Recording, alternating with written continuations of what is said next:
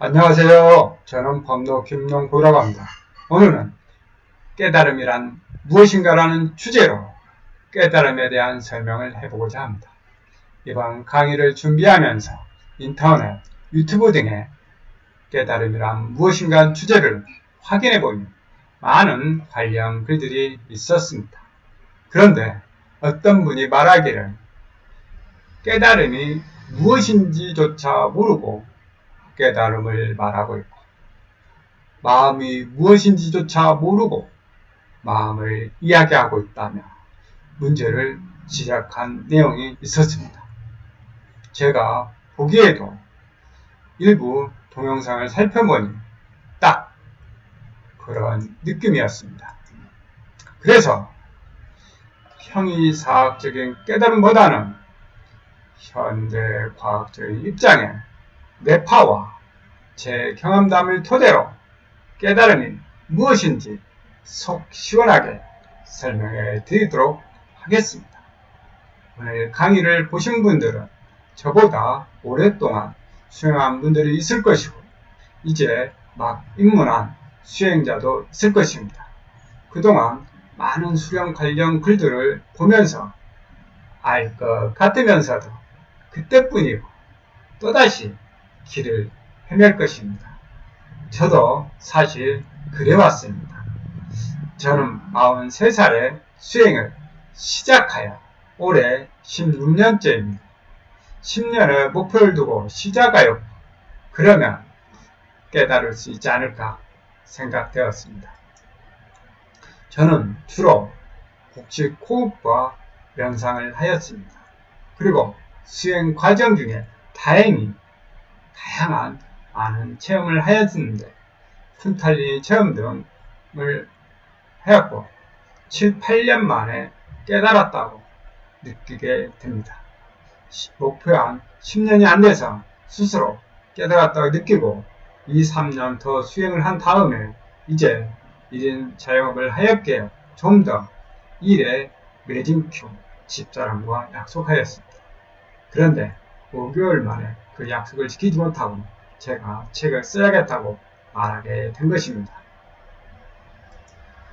어떤 책을 보다가 스승화가이라는 단어를 보는 순간에 마음의 작동 원리 또는 다른 말로 표현하면 깨달음의 원리를 이해하게 되는 것입니다. 오늘 설명하고자 하는 깨달음이란 무엇인가의 내용이 일부 포함되고 있습니다. 제가 이 원리를 이해하고 난 다음에 사실 어이가 없었습니다. 웃고 말았습니다. 왜 그러냐면 그동안 깨달음을 너무 어렵게 인식하게 된 그 과정, 현대 불교가 그 어렵게 깨달음을 인식하게 만들었습니다. 또한 그동안 많은 분들이 형이사학적인 내용으로만 설명하는 문제점을 이해하게 된 것입니다. 또한 불교는 깨달음의 과학이라고 말합니다. 그런데 어찌 불교만 깨달음의 과학입니까? 한민족의 선조들의 선도 수령, 인도의 요가, 중국의 토가, 기독교 등 모두 번뇌 망상을 고통으로부터 해방하고자 깨달음을 추구했던 것입니다. 그런데 기독교는 유대교 때부터 후세에 전해지면서 많이 결국 변질된 부분이 있습니다. 이는 추후에 제가 설명할 기회가 있을 것이고 또한 제가 타 카페 등 일부 설명한 적도 있습니다. 오늘 바탕으로 설명하면서 현대 과학적인 방법으로 보다 깨달음이 무엇인지 설명하도록 하겠습니다. 여러분들은 매일 생활 속에서 깨닫고 있습니다. 단지 그것이 무엇인지 모를 뿐입니다. 깨달음이란 무엇인가? 한마디로 말하면 뭘까요? 고는 생로병사의 괴로움을 말합니다. 집은 고의 원인이 되는 번뇌, 망상, 괴로움의 원인을 아는 것입니다.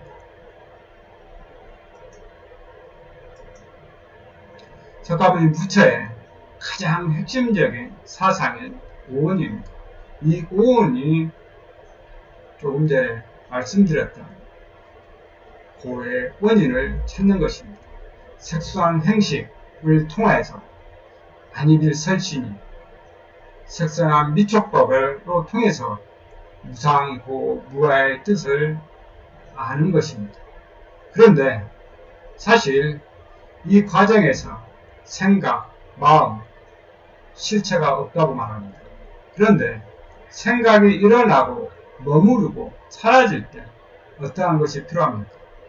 현대 과학으로 말하면 혈액순환의 정기적인 작용, 에너지가 필요합니다.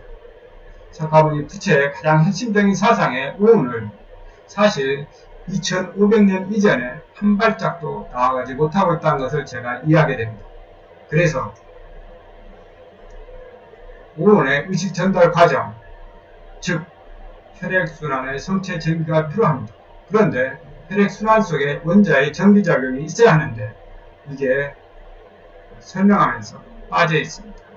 불교가 중국으로 넘어가서 중국화되는 과정에서 색즉시공, 이 색즉시공에 너무 집중되어 있던 문제점을 제가 이해하게 됩니다. 그래서 초기 불교 자료를 찾아보게 됩니다. 제가 책을 집필하는 과정에 마음의 이 작동 원리를 제가 집필하는 과정에 사천 조카가 사무실을 방문합니다. 이 조카는 불교에 저보다 더 심취해 있었습니다. 그리고 절에 잠깐 생활한 적도 있습니다. 이 조카가 사무실을 방문합니다. 서울에 오면 어떤 인연이 있지 않을까 해서 왔는데요. 제가 그래서 부처의 오온에 지금 설명하는 문제점들을 지적하면서 석가모니 부처는 오온을 심장 중심으로 말했을 것이다. 혈액순환을 설명했을 것이다. 하고 제가 1시간가량을 설명을 하게 됩니다. 그랬더니 이 조카가 가방에서 이 책을 꺼내면서 작은 아빠가 말한 이 내용하고 이 책하고 아주 똑같습니다. 그리고 이 책을 보시해주고 갔습니다. 이 책입니다. 이 책은 보리스 선어, 과천에 있더라고요. 찾아보니까. 이 책을 제가 수행자들한테 첫 번째로 제가 강추하는 책입니다. 그리고 이 책은 인터넷에서 무료로 다운받을 수 있고요. 이 보리스 선언에서는 책은 판매하지 않지만은 보시로서 자기 개인의 능력에 따라 보시로서 이 책을 구매할 수가 있습니다. 정말 이 책을 보면 수행에 많은 도움이 될 것입니다. 즉, 오온의 과정이 이 책에서는 화왕과의 토대로 생각이 일어나고 마음이 일어난다고 보았습니다. 제가 생각한 대로 맞더라고요. 화왕과는 심장을 토대로 일어난 혈액순환을 의미한다고 써져 있습니다. 즉 심장은 혈액을 온몸으로 순환시키는 시작점, 그래서 마음의 문이라고 하였습니다. 더더욱 놀라운 것은 이 책에서 석가모니 부처는 혈액순환의 의식의 과정에 일어난 32가지의 의식에 일어나고 사라지는 빛을 본 것입니다. 제가 여기서 앞으로 내가 얼마나 더 수행을 해야 되는지 알게 됩니다. 석가모니 부처는 깔라파라는 혈액순환 속에 의식의 빛이 일어나는 생각, 일어나고 머무르고 사라지는 것을 보았습니다. 여기서 잠깐만요. 제 강의가 앞으로 좀 궁금하거나 또 도움이 된다거나 그렇다면 구독과 좋아요, 그리고 제가 일주일에 한 번 정도 강의를 올릴 건데요. 동영상을 표시해서 관심 있게 지켜봐 주시기 바랍니다. 또한 범독 TV에서는 제가 호흡의 변화 원인, 뇌파의 변화 원인 등 다양한 내용을 소개하였습니다. 혈액순환 속에 원자의 양전하와 음전하의 전기 착용으로 해서 우리는 뇌파가 일어나는 것을 우리는 알 수 있습니다. 여기서 원자는 정기적으로 중성이다. 양성자 수와 전자 수와 같아서 중성이라고 말합니다. 외부의 에너지 유입에 따라서 양전하, 음전하로 변하게 됩니다. 이를 사실 이해하지 않고는 깨달음을 논의한다는 것이 좀 문제가 있습니다. 몸과 의식, 마음, 생각은 원자로 모두 이루어져 있습니다. 그런데 뇌파의 변화는 조금 전에 원자에 따라서 외부의 에너지 유입에 따라서 달라집니다. 즉 호흡의 변화는 이렇게 나이 먹을수록 이 폐에 들어오는 산소의 공급량이 달라지는데요. 외부의 에너지 따라서 그렇습니다. 이는 몸에 자율신경계 에너지 부조화가 생겨서 일어난 현상입니다. 그래서 델타파, 세타파, 알파파, 베타파, 감마파가 변하는데 아이들은 태어날 때 뇌파가 0으로 태어납니다.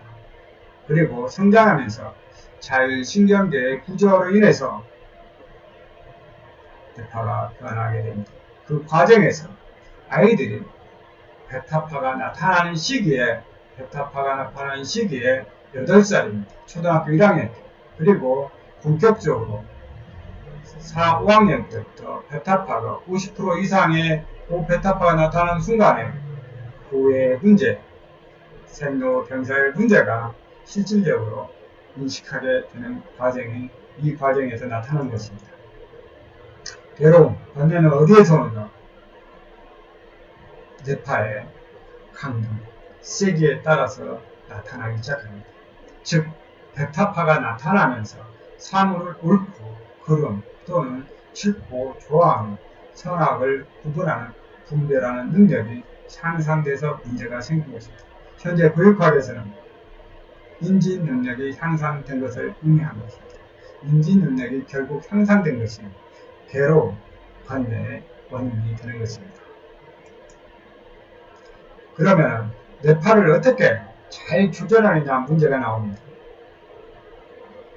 결론적으로 말하면 어른 아이 때와 같이 호흡으로, 복식 호흡으로 산소의 공급량을 늘려주면 뇌파가 떨어지게 되는 것입니다. 그리고 아이들은 마음과 몸이 일치됩니다. 이렇게 표현합니다. 생각을 하고 행동으로 움직입니다. 그런데 어른들은 어떻습니까? 어른들은 마음과 몸이 불일치가 일어납니다. 생각이 일어나고 행동으로 움직이지 않게 됩니다. 왜 그러냐면 이때부터는 초등학교 때 1학년 때부터는 눈 뜨는 순간부터 계속 베타파, 센 전기가 뇌에 계속 공급됩니다.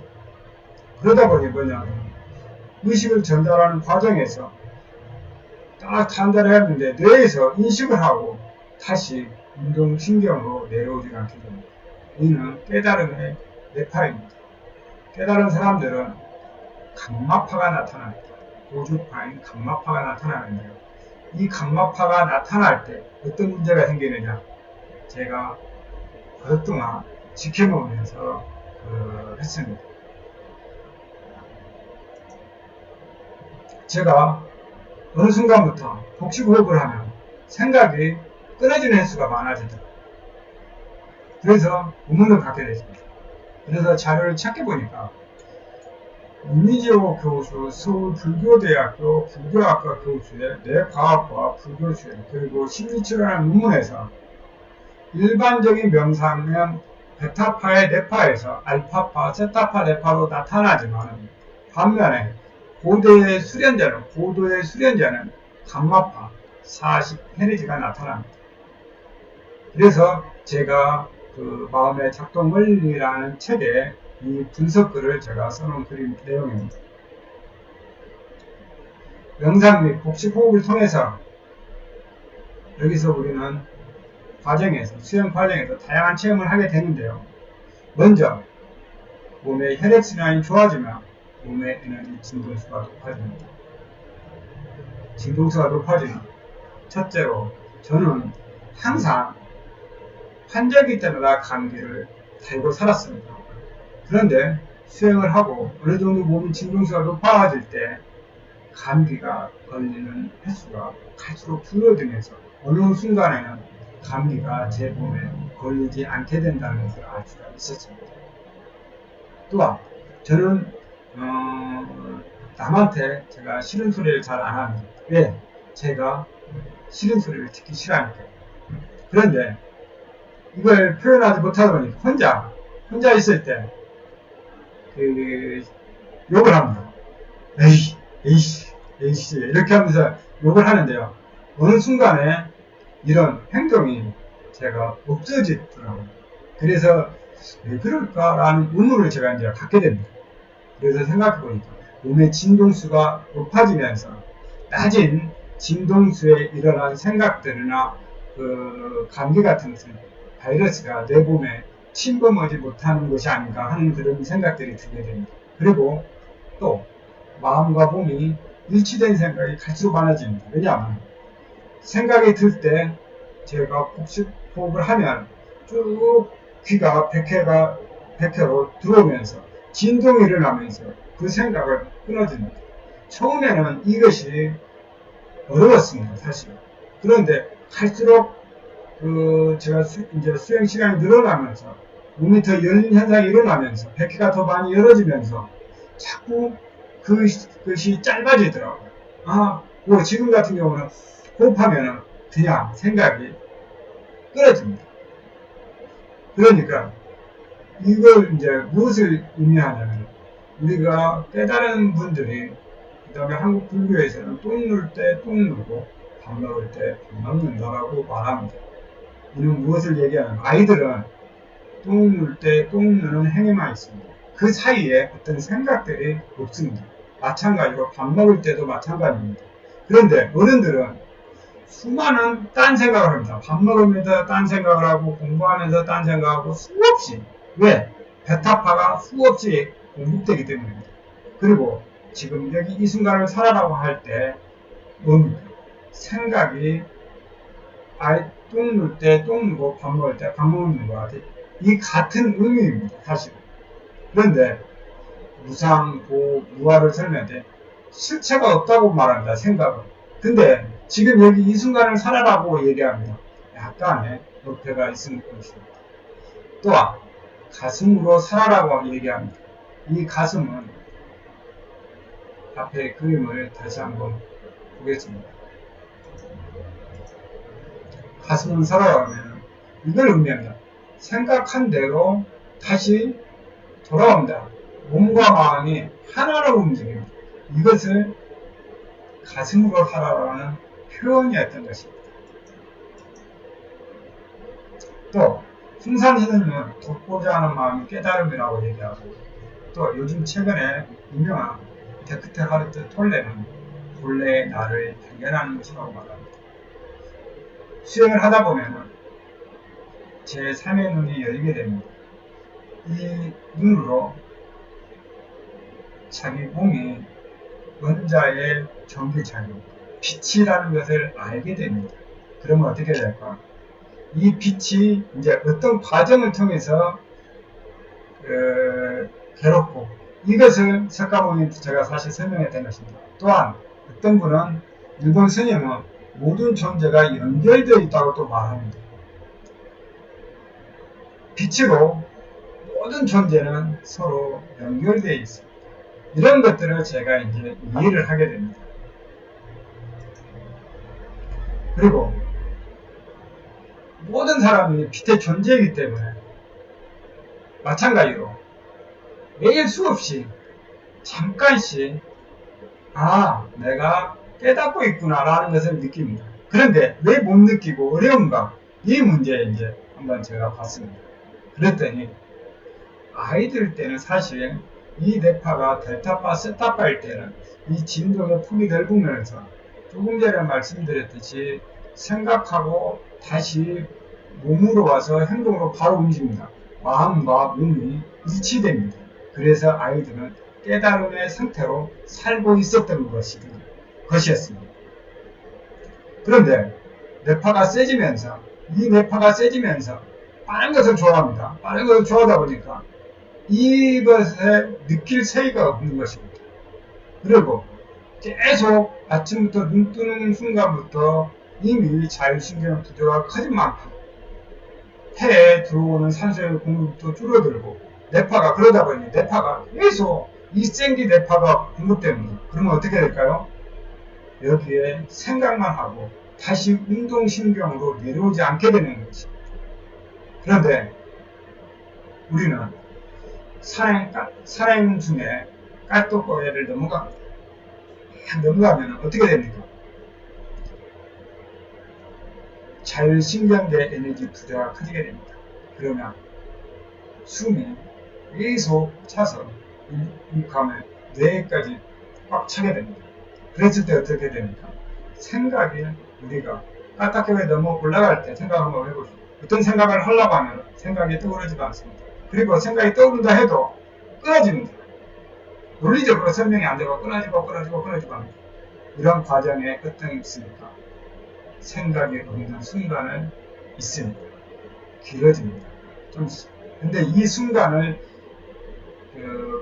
화두수행에서 원래 화두수행은 이 순간을 체크하는 것, 생각이 없는 순간을 체크하는 것이었습니다. 이 순간에 화두수행에서 체크하러 깨달음을 인정하는 것이었습니다. 또 여행을 하면서 멋진 풍경을 보면서 놀랍니다. 딱 놀랐을 때부터 아무 생각이 안 듭니다. 그리고 보니 멋지다 이 생각이 듭니다. 그리고 또 어떻습니까? 다른 어떤 풍경하고 비교합니다. 그러면 또 뭐냐 이렇게 되더라고요. 또 달리기를 하고 숨이 찰 때도 뭐냐 생각이 떠오르지가 않습니다. 많이 생각의 멈춤 상태가 길입니다. 이때 자기가 공의 상태를 느끼는 것입니다. 또 섹스하거나 사정을 하고 나면 어떻겠습니까? 모든 것이 귀찮습니다. 생각을 하고 싶어도 그냥 귀찮습니다. 생각이 떠오르죠. 이때도 우리는 잠깐 깨닫고 있는 것이었습니다. 사실 아주 맛있는 것을 먹었을 때도 마찬가지입니다. 그럴 때 어떻게 표현하냐? 지금 여기 이 순간을 살아라고 하거든요. 왜? 마음과 몸이 일치되는 순간 딱 하나입니다. 그런데 그 뒤에 어떤 생각이 일어납니까? 비교하는 순간. 다른 거하고 비교하는 이 순간에 계속 떠오르게 됩니다. 마음과 몸이 불일치가 계속 일어나는 상관을 말하고 있더라고요. 그래서 뇌파의 특징을 살펴보면 델타파, 세타파는 비유한성, 사물의 분별 능력이 없습니다. 아이들은 그래서 분별 능력이 없다 보니 산만하다고 합니다. 즉 고해, 괴로움 없습니다. 아이들. 알파는 좀 더 연구를 해봐야 되고요. 베타파가 이제 문제가 됩니다. 유한성, 사물을 분별하는 능력. 그런데 현대 교육학에서는 공부를 잘한다고 합니다.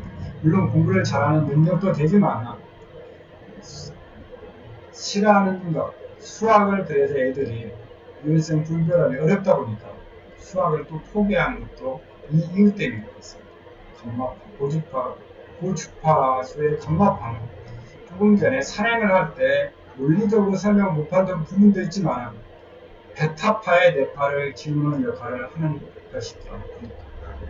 그래서 앞으로 제가 다양한 방법으로 깨달음에 대한 설명을 해볼 계획입니다. 그리고 우리는 제가 이 과정에서 다양한 것을 좀 알게 되는데 오온의 의식 전달 과정에서 이 그림은 중학교 3학년에서 보통 배우는 그림입니다. 불교의 오온과 현대 과학의 의식의 전달 과정은 서로 다 같습니다. 그런데 딱 한 가지 문제가 열려 있습니다.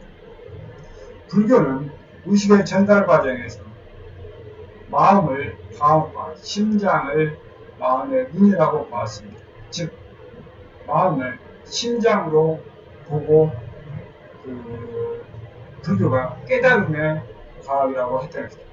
그런데 과학은 의식의 전달 과정, 다 의식 전달 과정을 빼고 내가 마음이라고 하는 문제점도 있더라고요. 한번 깨달으면 영원히 깨닫는 것. 신경계 에너지 구조하고 파타파가 내에 끊임없이 공급됩니다. 그렇기 때문에 이 깨달음이 사실 어려울 수도 있는 것입니다. 왜? 제가 그러면서 뭐냐면 이걸 이해하고 석가모니 부처는 얼마나 오랫동안 든든한 상태로 지속했을까 이런 의문들이 이제 듭니다.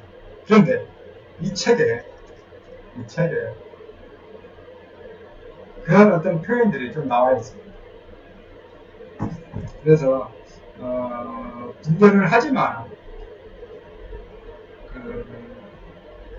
바로 또 지워버리고 하기 때문에 정말 편안하고 고요한 상태를 많이 느낄 수가 있게 된 것입니다. 수행을 해야 되는 잘 신경계의 구조화를 막 잘 신경계를 조화시키고 산소의 공기를 늘려줍니다. 그런데 망상, 괴로움부터 해방됩니다. 그런데 깨달음은 어떤 그 스님마다 또 그 수행자들마다 다 다르게 표현하는데요. 제가 볼 때는 깨달음은 사이로운 사고를 갖는 것입니다. 저는 전라도 출신이기 때문에 전라도 사고를 갖습니다. 전라도 사고가 옳다고 생각을 합니다. 그런데 경상도 사람들은 경상도 사람이 옳다고 생각을 합니다. 그래서 전라도를 또 안 좋게 봅니다. 또 우리는 한국 사람입니다. 한국 사람이니까 일본에 대한 어떤 안 좋은 감정입니다. 근데 일본 사람들도 반대죠. 그리고 우리는 또 미국의 영향을 많이 받다 보니까 중동의 이슬람교나 이런 쪽은 또 무조건 안 좋게 봅니다. 이러고부터 우리는 자유스러운 것입니다. 그래서 이제 또 인터넷과 이렇게 찾아보니까 아까 조금 전에 많은 사람들이 이렇게 다양하게 얘기했는데 그래도 최근에 범준 스님이 증문식설을 만났어요. 범준 스님은 자유로운 사고를 갖는다라고 이렇게 또 말하더라고요. 왜 그러냐면 증문즉설 여기서 우리가 한번 더 생각해보고 제가 어떤 전화를 받거나 다른 사람 얘기를 들을 때 그 사람의 듣는 행동만 있어야 됩니다. 그 사람의 말만 듣는 행위만 있어야 됩니다. 사실. 그런데 우리는 미리 어떻습니까? 그것을 다 분석합니다. 그렇지. 그것도 내 생각에 분석합니다. 그럴 필요가 없습니다. 정말로 깨달으면 깨달을수록 증문축설이 늘어나게 됩니다. 저는 이런 것들을 이해하게 되고 제 생활 속에 적용이 되더라고요. 그리고 갈수록 저희 집사람한테 많은 것을 해주려고 노력합니다. 아니, 노력하는 것이 아니라 일어납니다. 자연스럽게 일어나면서 뭐냐면 많이 도와주게 되고 또 요즘은 한 1년, 2년 정도 됐을 겁니다. 설거지는 거의 저녁에 제 당번이 됐습니다. 이제 제 일이 됐습니다. 그렇게 자기 스스로 변화하게 되더라고요. 이 과정에서. 그런데 너무 깨달으면 고차원적인 능력적으로 이렇게 보다 보니까 우리가 깨달으면 어렵게 인식해야 됩니다. 저는 이 과정에서 일단 직관이 엄청 뛰어나게 됐습니다. 그래서 어떤 글을 보면은 그 보드상이 쫙 그려집니다. 그리고 저는 그 나중에 자료를 찾아보게 됩니다. 그리고 또 제가 이 공부를 하면서 제가 문 공부는 어느 정도 되어 있지만 무공부, 즉 능력 부분, 에너지를 활용하는 부분에 문제가 또 있더라고요. 그래서 제가 기공을 배우게 됐습니다. 기공도 이렇게 분류를 했던 것이 아니라 원래 색깔이 부처에서 부처도 마찬가지로 능력이 나타나는데 자연스럽게 나타나게 되는 것입니다. 그런데 우리 이제 수행 방법들이 이런 것이 잘못되다 보니까 그런 제대로 수행을 못하다 보니까 그런 능력이 떨어지게 된 것입니다. 이런 것들을 제가 점점 이해하게 됩니다. 궁금한 내용이 있으시면 댓글로 부탁드립니다. 그러면 제가 알고 있는 범위 내에서 성심성의껏 설명해 드리도록 하겠습니다. 감사합니다. 다음에 뵙겠습니다.